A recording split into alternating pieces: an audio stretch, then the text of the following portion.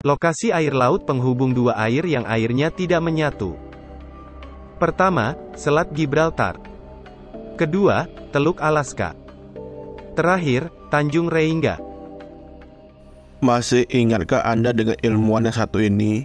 Ya, dia adalah Mr. Jacques Cousteau, seorang ahli oceanografer dan ahli selam terkemuka dari Prancis.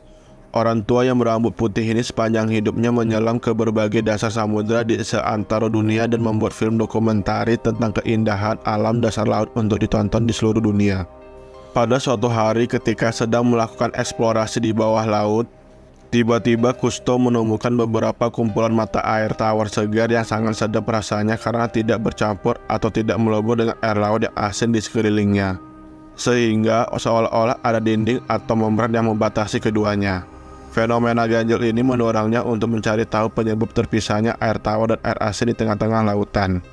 Sampai pada suatu hari ia bertemu dengan seorang profesor muslim dan menceritakan fenomena ganjil itu kepadanya. Profesor tersebut lalu teringat ayat Al-Quran tentang bertemunya dua lautan, Surah Ar-Rahman ayat 19-20 yang sering diidentikan dengan terusan Suez. Dia membiarkan dua lautan mengalir yang keduanya kemudian bertemu. Antara keduanya ada batas yang tidak dilampaui masing-masing.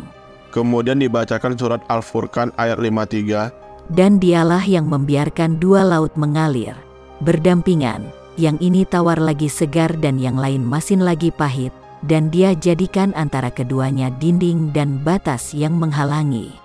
Terpesonalah Mr. Cousteau mendengar ayat-ayat Al-Quran itu, melebihi kekagumannya melihat keajaiban pemandangan yang pernah dilihatnya di lautan yang dalam. Al-Quran ini mustahil disusun oleh Nabi Muhammad yang hidup di abad ke-7. Suatu zaman ketika belum ada peralatan menyelam yang canggih untuk mencapai lokasi yang jauh terpencil ke dalam samudera. Benar-benar suatu mukjizat. Berita mengenai fenomena ganjil 14 abad yang silam akhirnya terbukti pada abad ke-20. Mr. Cousteau lalu berkata bahwa Al-Quran sesungguhnya memang kitab suci yang berisi firman Allah, yang seluruh kandungannya mutlak benar. Wallahu a'lam bishawab. Dan dialah yang membiarkan dua laut mengalir berdampingan. Yang ini tawar dan segar, dan yang lain sangat asin, lagi pahit. Dan dia jadikan antara keduanya dinding dan batas yang tidak tembus.